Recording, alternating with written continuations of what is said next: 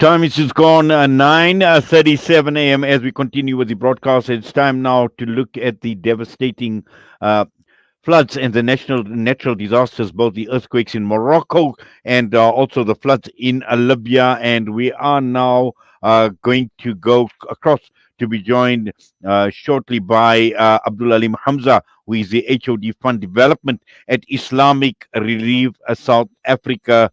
Abdul Aleem, Assalamu alaikum wa rahmatullahi wa barakatuh. As always, Jazakallah for your time and welcome.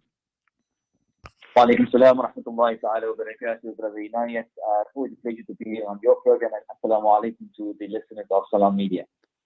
Well, we've seen the devastation in both Morocco and Libya, and perhaps, Abdul Aleem, if you could provide us with an overview of the Morocco and Libyan disasters, the current state on the ground, and we know many lives have been lost in this tragic disaster. Bismillah ar-Rahman ar-Rahim. All praise and thanks to Allah subhanahu wa ta'ala. Indeed, we are fortunate and blessed once again to be living in South Africa, to be living in a time when we see so many challenges taking place for our brothers and sisters elsewhere in the world. It is about 7 months ago that we've seen the huge earthquake that took place in Turkey.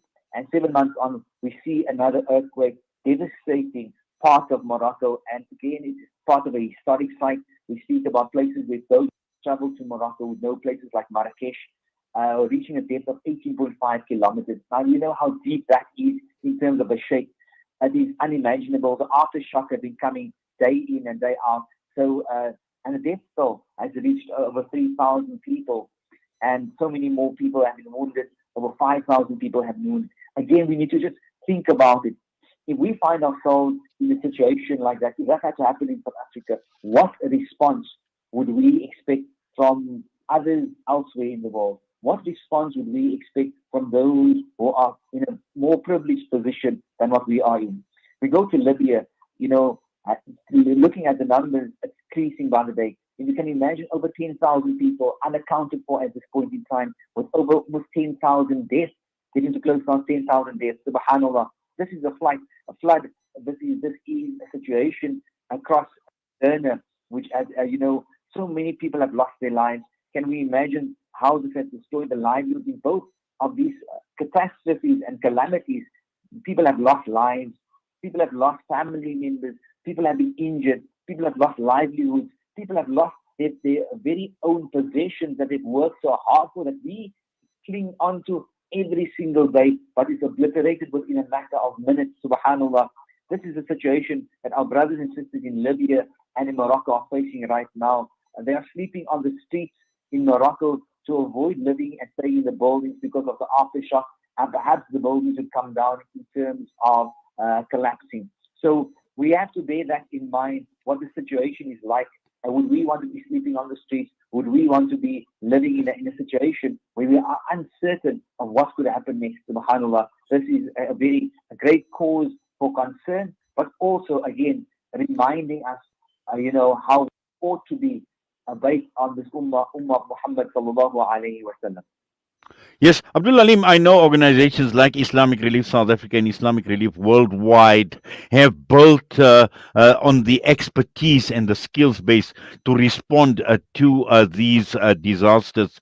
And perhaps if you could just, talk us through how Islamic Relief has responded, and possibly even elaborate on the assistance that Islamic Relief will provide affected families. This is not obviously a short-term initiative, but also I would assume that there is a long-term response to this disaster. Brother Inayat, first and foremost, we must confess, as Islamic Relief, we are not on the, we don't have offices in Morocco or in Libya. But what has happened is that our teams from elsewhere in the world, i.e., Spain and Italy, have gone across. They've gone across the Mediterranean to assist. They were there within hours of this disaster striking Morocco, and they've been there to assist. They've been working around the clock, day in and day out, hand in hand with other NGOs, with local governments, to make sure they're reaching the most vulnerable communities. Again, for those who don't perhaps know, Morocco is that it's a very mountainous terrain, and many villages are based in these mountainous areas. So as we are finding these places, we would find that perhaps we find that some of these villages have been obliterated in totality, partially. We find people that have been injured. We find people that have lost their lives. But also to get resources to them is quite challenging. And just to convey a story is that the team was working around the clock in Morocco, and the roads aren't the way we see it tarred outside. It's mountainous, it's rocky to cross these mountains to get to these villages, and the vehicles get stuck. But our team don't stop. They stop their vehicles and they push these vehicles over to get going again over the hill to assist the most vulnerable of communities. This is the sacrifices that have been made. Islamic Relief is only the bridge between those who have and those who don't have. So it's very important for us to realize the situation that our brothers and sisters in Morocco are facing right now. So as I said, we are working with local government, and when we're looking at a long-term prospect, the same would go for Libya. We are working on a long-term prospect, but the reality is we only have to look at the current emergency. The current emergency is to assist and save lives and assist these people versus giving them long-term plans. The plans will come, the long-term plans will come to rebuild, to restructure, to provide accommodation, solidified accommodation. But right now, that is not the real primary purpose, is to provide emergency relief, which is medical assistance, which is shelter, which is clean running water. And we can imagine, just, if there's no clean running water, the diseases just become more prevalent in the spread of that. So we have to be very careful about how we trade with it. And Islamic Relief has sent a team to Libya, and we are working. They've arrived in Libya. They are assessing the terrain. But we've gone in with mattresses, we've gone in with blankets, we've gone in with food to assist. But we are continuously making sure that we are reaching the most vulnerable communities based on a true assessment that have been done in conjunction with the local government, as well as in conjunction with other NGOs. Abdul Aleem, being on the ground is definitely by no means an easy task, and I'm sure with the Islamic Relief field workers on the ground, firsthand witnessing or experiencing the destruction as a result of both the earthquake and the flood in Libya, I'm sure a lot that they are experiencing. And perhaps if you could share some of these details with regard to the Islamic Relief field workers on the ground. Subhanallah, as I said, they're working around the clock. They're sacrificing lots of their time. They're sacrificing their energy levels, and just to make sure that lives are being saved. And they're meeting so many people on the ground, and meeting an elderly gentleman, and he said when the first shake happened and that he felt in Morocco, he thought perhaps it's only the building that he's in, because the building that he's living in is old. So he thought there's nothing major to it. But, as he realized the shake becoming a lot more severe, he realized that it's an earthquake, and he left his property. And the people have lost. And I think, they can't account for example, a cell phone, they can't account for a passport or an ID document, and all the possessions have been gone in this. In a matter of a few seconds, their lives will never be the same, been changed instantaneously. We find a family of five where the father stands at the top of the roof to try and gain help and garnish help for his family, and his wife that is pregnant with the next child. Subhanallah, this is a situation that our brothers and sisters are facing in Morocco and in Libya. It is really sad, and it is really hair-raising to think that this is the kind of survival tactics that they need to utilize to try and solicit support and assistance from those who are able to provide that. Yes, and just finally, in terms of assistance, how can we assist and support these tragic disasters?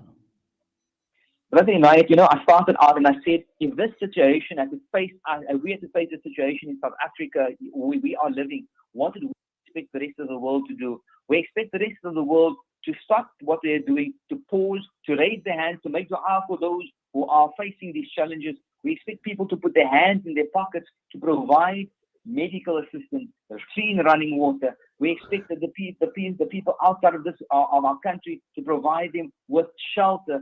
And so the need continues, and the request is there. Likewise, the people in Syria, in Morocco, and in Libya, they are asking for this. They are asking for your assistance. They are asking for what Allah has given us as a favor, which is of the monies in our pocket, to take out of that and give it not only to the in the cause of these people that are suffering, but in our own cause to save ourselves. I came across a beautiful hadith the other day, and it reminded me that it says, you know, the person who makes another Muslim happy, there's only one reward, and that is Jannah. Do we not want to make a Muslim happy every single day? We have an opportunity to do that. Islamic Relief, we are the conduit, we are the bridge, we are the able to assist you making people happy. And what will those people do? They'll raise their hands in dua and ask Allah subhanahu wa ta'ala, firstly, thank Him for His support.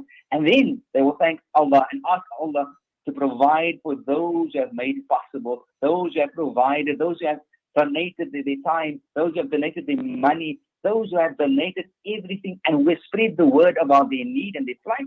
They will be in those du'as, subhanAllah. I mean, we come in the court of Allah subhanahu wa ta'ala, we see this amazing scale of good deeds that we have because of the du'as of these people in Morocco and Libya. Well, Jazakallah khairan so much. And as we continue appealing to the donor community to support the Islamic Relief's Morocco earthquake emergency appeal and also the Libyan floods appeal, remember every donation, regardless of the amount, enables Islamic Relief to reach more people, to deliver essential aid, to provide hope to those who are grappling with the devastating consequences of this disaster. And at the end of the day, as Abdul Ali mentions, keep the people of Morocco and Libya in your du'as. Spread the word about these disasters so that we can encourage each other in our social spheres, in the families, in our local families, in our local communities, wherever we are. We need to spread this word to support these emergency appeals, both in Libya and in Morocco. And as Abdul Ali mentioned, it's at the end of the day, we are helping a fellow brother, a fellow sister. We are helping humanity. And that is our salvation that we will build in this world for the year after, inshallah. Jazakallah once again, Brother Abdul Aleem. Assalamu alaikum wa rahmatullahi wa barakatuh. Wa alaikum salam wa rahmatullahi wa barakatuh. Abdul Aleem Hamza with us, HOD Fund Development at Islamic Relief in South Africa, their emergency disaster response to the Moroccan earthquake and the Libyan floods.